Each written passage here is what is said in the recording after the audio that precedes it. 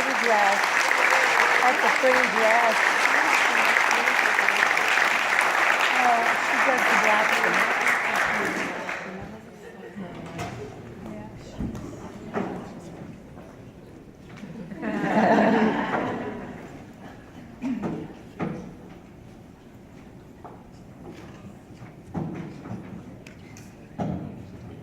I woke up this morning and I realized my husband was dead. And I thought probably shouldn't have been a surprise. But his alarm went off at 4:35. And I reached over, because get up, would you? Hurry up. And the sheet was cold. And I realized that what they were telling me was true. So I looked in the mirror and I thought, oh, my face looks the same. My bedroom looks the same. His shoes are right there.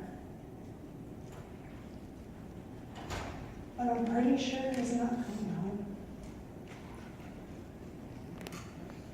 And I remember sitting looking in that mirror and thinking, how is it possible that my life could look the same? And yet I know that it is so radically different. In fact, to be honest, I didn't know. I don't know if you knew on the first day, but you have like kind of the thought, this is going to be bad. But you have no idea how bad. And I just remember looking in that mirror and thinking, this is so not my life. Somebody else is living this life. I don't care what the mirror says. I don't care that everything around me is telling me that my life has changed. If I would just sit right here, in this space right here, and keep being who I am before I walk out my bedroom door. Because when I walk out the bedroom door, I sat in my room for a while. Phil died at 6 o'clock in the evening on a Wednesday. And after I got all tucked in the bed on whatever time it was on Thursday morning, and restlessly tossed about, and then when his alarm went off, I remember thinking, if I walk out my bedroom door, I'm gonna have to start this life. Maybe I could just stay in here and never walk out the door. But that's not how it works. But memory is a funny thing.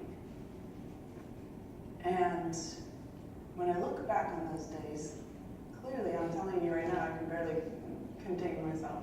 It's been 10 years. When I look back on those days, I think, I don't even remember that girl in some ways. That person is so different from the person I am today.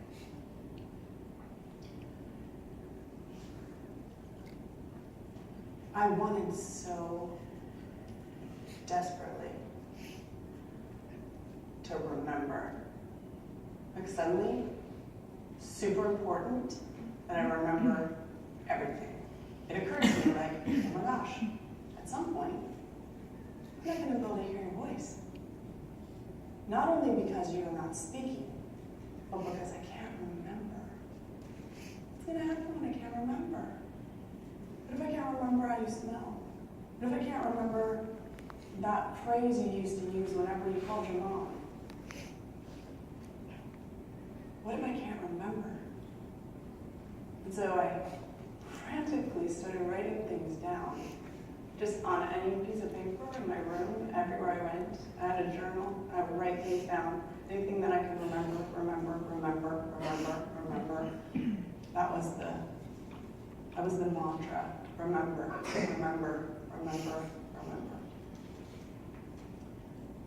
And then fear of forgetting. Fear, like, oh God, I'm going to forget. I know I'm going to forget, right? Memories are fallible, I'm going to forget. I wanted really desperately to forget. And for some of you, maybe like me, there's also things you really want to forget. Maybe there's moments that are stuck in your head that play over and over again. And you find yourself thinking, I wish I could just forget that. Maybe it's an image, maybe it's a word. Maybe you had a fight before they died. Maybe you weren't in a good place. Maybe your marriage was really hard. Maybe there are just really parts of everything about this that you wish you could forget.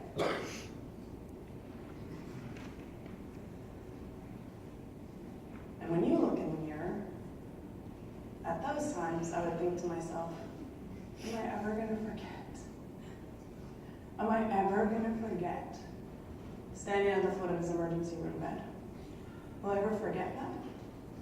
Will it ever be a thing that I cannot immediately recall? And like I said, memory is a funny thing, right? Memory is a funny thing because I was on the one hand desperately trying to hold on to the good things I remembered.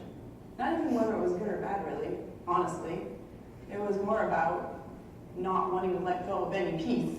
Like all the pieces, if I could just hold on to all the pieces, maybe that would mean that I would not lose him. Maybe we don't lose our people if we can just hold it all together. And so there's a desperation. I don't know if you felt this, but there was a desperation for me to pull the pieces together as quickly as possible and then hold on tight. But then when you add to that, I wish I could forget, and I feel certain that there are things that each one of you wish you could forget. That there are moments, experiences, even the realization of when you realized that sound came out of you when you realized they were dead. Like if you could just forget that sound, if you could just forget that feeling. And so here you are, stuck in these two worlds between desperately holding on and wanting so badly to remember. But yet, you have that thing you wish you could forget. Or maybe lots of things. Maybe there's a lot of things you wish you could forget. And I remember at some point looking in my mirror and thinking, what does it mean about me that I'd like to forget that part?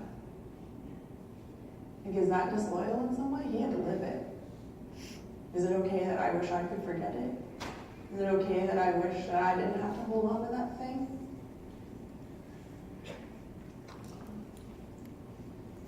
And what I'm realizing is that, your hands are only so big.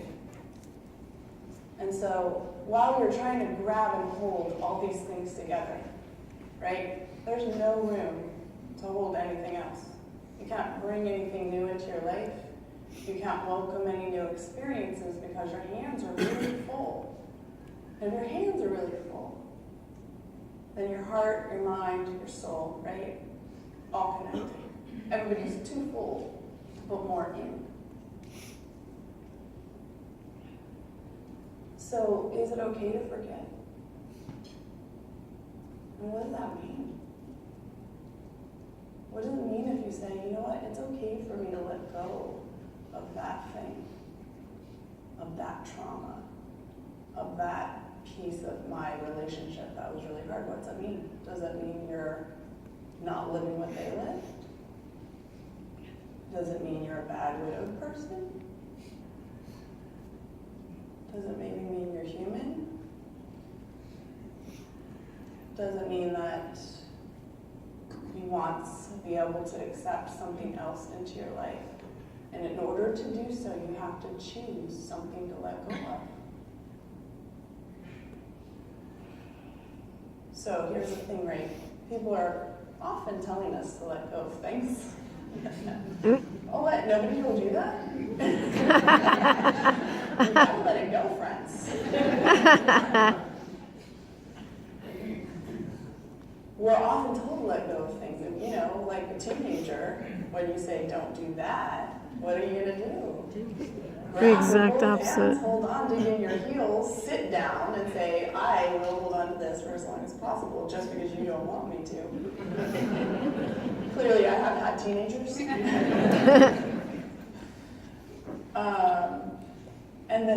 And then what? And then again, hands full.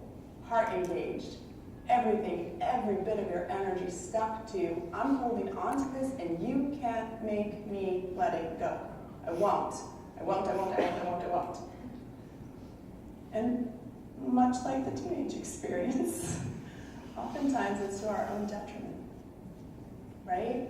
The people in your life who you're trying to prove something to, they're not hurt by us holding on to things. By us saying, I refuse to let that go because you think I should, and because you're judging me, they're judging you. Shh, judging you. What? None of you knew that? I think that it's true that people do obviously have their opinions, and sometimes their judgments. That's 100% true. And many times that's from a space of, I wish I could help you, I don't know what to do. But if you let go of this, I feel like you're going to be fine. Just you need to let go of it. But I found myself holding on to things only because I was going to prove them wrong. I could hold on to it, thank you very much, and you can't make me. You can't make me, and I won't. You know what? You can only do that for so long before you're the one being harmed. And guess what? The person you love that's dead, not harmed by you letting go. Right? Not harmed. They're not worse off because you let go of a painful part.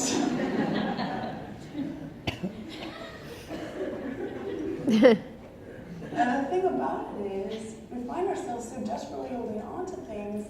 Why? Why? Because we don't want to lose love. Because we don't want to let go of something that matters so much. Guess what? It's not about holding on to the trauma that keeps the love. Trauma equals love. That's not true. Torturing yourself because you feel you must in order to prove your love, also not the best healing road. But it makes, in our minds, in our grieving mind especially, it makes so much sense. Like, that's what I've got to do. Like I said, he lived it. Do I get to walk away from it? I'm still alive and I can walk away from it. There's nothing in the trauma that reflects the love, right? The love exists in you. It always has, it always will. And holding on to the trauma of, and you know, trauma's a big word, right? And we have all walked this road in a very different way. And we have different levels of trauma, different types of trauma, but I don't know anybody, I've never met a widowed person yet. Feel free to stand up if this is you. I've never met a widowed person yet who wouldn't call this experience traumatic. And so we've all experienced trauma of some sort. And it can be very different. But our choice to let go of the part that is painful does not mean we don't love our person. It doesn't mean you don't love your person. So one day I sat in front of my mirror and I realized it was Wednesday. I didn't realize it was Wednesday until like 11:59 on Wednesday. But I had counted every single Wednesday for years. I always knew when it was Wednesday. And the day when I sat in front of my mirror and went, oh my God, it's Wednesday? 11:59? I almost forgot Wednesday! What's happening to me? I forgot Wednesday! You realize that Wednesday wasn't important. It wasn't about Wednesday. It was about that I still love Phil. Years later, even after I forgot Wednesday. And since I'm confessing to my mirror, I'll tell you I've also forgotten his birthday. Go ahead and gasp. I know. I judged myself. I've forgotten our wedding anniversary. I haven't forgotten I'm willing to forgive myself if ever that day comes, because it's not about that, even though it feels so much like it is. It feels so much like it is. And I remember very clearly the day I forgot Wednesday. And here's the thing, right? If you say that to someone who's not widowed, they might say, "Great job!"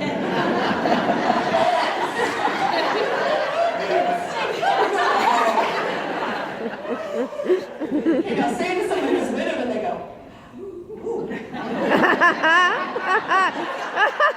about Wednesday? How are you doing with that?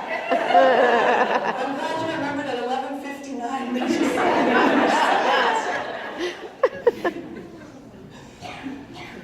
And because of that, because there's the sense that if I forgot Wednesday, I'm doing a good job, right?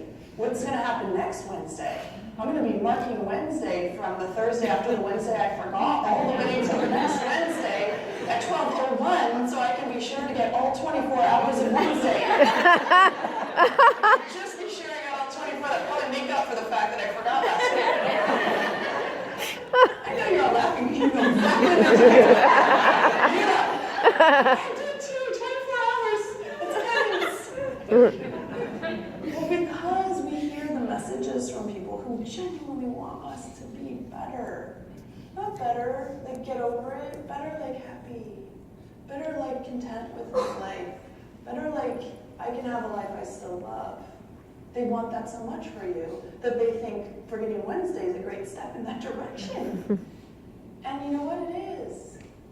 But just because I forgot Wednesday once doesn't mean 6 months from now Wednesday's going to smack me right in the forehead. Or at the 5-year anniversary time when I was back to a Wednesday. And it was a Wednesday again. And it was the death day again. It's gone. Wednesday's not gone. But Wednesday doesn't have the power over me it once did. Because you know what? Wednesday's not my memory keeper. The death day, it's not your memory keeper. It is the day that stepped you on this path, for sure. But it is not the day that makes you realize that you loved your person. Right? It was a longer time ago than Wednesday. And each one of us has our own thing, our own Wednesday. There's only 7 days of the week, y'all have one. And maybe you don't mark it that way. Maybe that's not the thing for you. Maybe it's the birthday, maybe it's your wedding anniversary, maybe it's St. Patrick's Day. Whatever day it is that matters to you, that you count. Or maybe you don't count at all because you don't want to know. But the trauma is not your memory keeper. Letting go of trauma does not mean that you don't love your person. And when you think about, when you come to your mirror eventually, what you see is not just you anymore. You also see a reflection of your person in you. Why? Because that love exists in you, always. The complicated parts, the real parts, the times when you were so mad at them, you wondered if you were really still going to stay with this crazy person. The times when you look back, and then, of course, now they're perfect. Super easy to be perfect when you're dead. Right? The complications of living life with someone you love, they're human. They have their things. And you know what? Probably some of that's really what you miss. Their humanness. The chance to get in a fight every once in a while. The chance for them to be seriously wrong. Nice to be wrong once in a while. But that piece of their humanity is what you loved. And that love 100% lives in you. So when you look here, you don't just see yourself anymore. Eventually you see the reflection of all of what you had together looking right back at you. And so instead of looking in your mirror and thinking, I do not recognize my life, I promise you, you have the opportunity to look in that mirror and say, I love my life. I love my life. And the fact that you don't also say, but tomorrow's Wednesday, or it was really awful how I got here, right? Because you have to justify. I gotta make sure everybody knows it was awful. In case you didn't know it was awful. Awful, awful. I know I'm happy now, but it was awful. I'm great. Yes, thank you. I know. Thank you. I'm great. Yeah, life is really good. Yes, I love my husband. He's a fabulous man. Human. Totally human. But it's Wednesday. We want always to make sure we recognize the trauma so that nobody thinks that it was easy. But you know what? You don't have to do that. You're allowed to love your life. You're allowed to create something that is awesome. And I know some of you are looking at me thinking, clearly she doesn't know my story. But I want you to know I was you. When I interviewed widowed people and I listened to them talk about their great lives, and I thought, wow, you must not have loved your person all that much. I'm confessing. There's a mirror here. I'm confessing. I'm telling you right now. I said to myself, wow. And so it's okay if you think I'm crazy. But this is the thing. What I learned was I didn't have to hold on to the trauma. I didn't have to beat myself up over the many what ifs and who could have and what if. I could hold on to the good parts. The love was always going to stay with me, and I could still create something that mattered. I could still create something that mattered. That does not mean I don't love my person. It means I really loved my person, and they're always going to be a part of who I am. And when I look in the mirror, I'm going to see them looking back at me, reflected in all the awesomeness that is my life. Phil's not gone from my life at all. He's not lost. He's not forgotten. He's never late. You'd be pissed about that. Definitely not late. He's part of everything I do, and I want you to know, not just because of what I do. Not because I'm sitting in here talking to widowed people, which for sure I can tell you I did not think was what I would be doing, but because he loved me, and I loved him. And that love is part of everything I'm going to do in the future, every day. Every Wednesday, from now until I don't have any Wednesdays left to myself. Every anniversary I forget. I didn't forget this year, FYI. It was Thursday. And you know what's odd about it is that when I worry, when I need my long list of things, I don't need it anymore.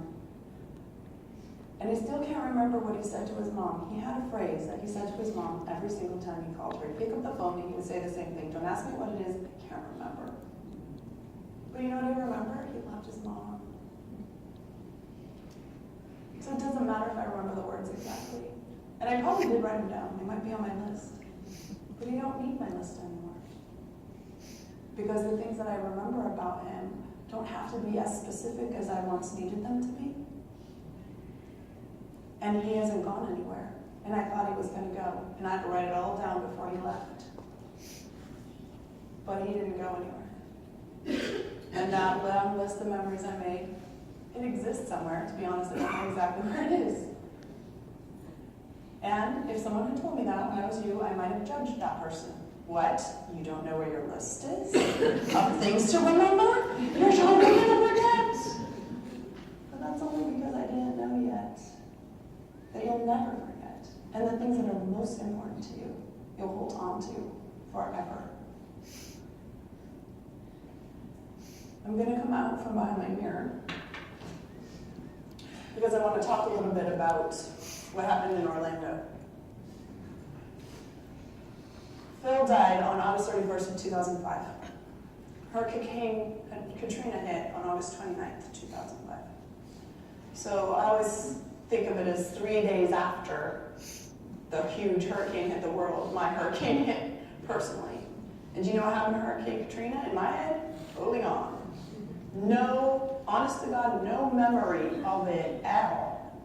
Hurricane Katrina, like, big deal. Huge loss of life. Third largest, still I think, the third largest weather catastrophe in the United States. Fast forward a year later, I had the opportunity to meet a widowed person in New Orleans. And so I toured the Hurricane Katrina site, and it had been almost right after the 1 year anniversary. Don't be distracted, they're just going to give you a present in just a minute. I went to view the site, and I remember looking around and just thinking, wow, like all this happened and I didn't even know. Because I was so wrapped up in my own pain that I couldn't take anybody else's pain in. And when we think about a tragedy the size of something that happened in Orlando, when we think about the many layers of that, it's easy to feel helpless. That there's nothing we can do for them. We can light a candle, we can remember, what can we do for the people in Orlando? And so I was running the other day, and I listened to podcasts while I run. And I was listening to the I Have a Dream speech by Martin Luther King Jr. And I'd never actually heard the whole thing all the way through. Of course, I've read it and heard pieces of it, seen pieces of video, but they're mostly snaps of just a piece of what it is.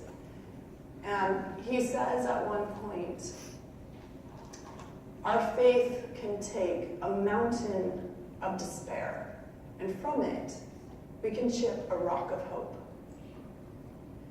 And I think that's what we can do for the people in Orlando and for ourselves, is we can take a rock of hope. And the thing about rocks is they're grounding, right? There's a weight to rocks, no matter how big they are. It's grounding. And because we know what it's like to grieve someone we love, we can be grounding for the people who are mourning now. We can be grounding for each other. We can ground our world in hope. And we do that in a unique way because of what we know. Because of what we know. And here's the thing. Not only do we know pain, we know survival. Not only do we know death, we know hope. Not only do we view this tragedy with the horror that the rest of the world does, we view it with our hearts because we know the path the people who are grieving someone have been set upon. But what I want us to hold for them is a rock of hope that will anchor not just them, but us through the rest of the weekend, through whatever may come, and certainly for our world. Because together, that's what makes a difference. We have to be grounded in hope. What you have at the end of each of your rows is a beautiful person who is going to hand you a rock of hope. And I would like you to take the bowl from them, and instead of taking one for yourself, take one for the person next to you, and hand the person next to you a rock of hope, and then pass the bowl along.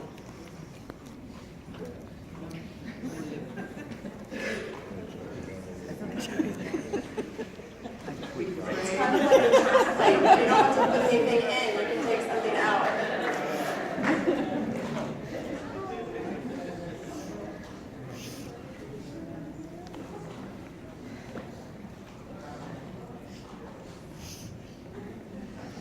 When we take our picture today, we're going to do two. We'll do our regular group photo. But I would love it if we could do a photo where we hold up our rocks. I know they're not large, they're small rocks of hope. But when we put a lot of small rocks of hope together, we create a wave of hope that will carry us and the people in the world forward with love and hope. And I think that that's one of the best things we can do, individually and collectively. So we want to make sure everyone gets their rock of hope. They're being passed all over, so don't worry, we won't forget you. And I'm going to, as we're finishing up, I just want to summarize this idea about memory. Memory, much like hope, is a grounding center, right? We think back to all of the things we've known, and it becomes our grounding center. But what I want to recognize today is that the grounding center for us as widowed people is not trauma. It's not widowhood. It's not grief. It's not death. The grounding center for us is love. And what your memories are steeped in is love. Even the hard ones. Even the ones that I'm asking you to let go of today. In your time, in your way. I'm just giving you the freedom to do it.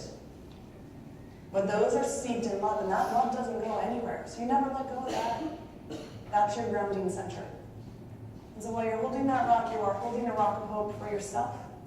You're holding a rock of hope for our world. And you are also being reminded that that center of love is your grounding.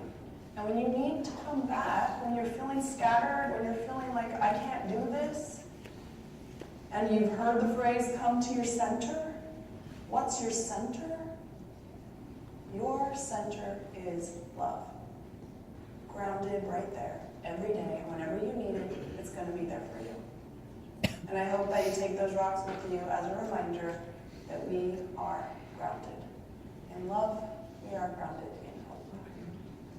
And it is a privilege to be a part of your grounding. You're all grounded. Thank you so much. Thank you.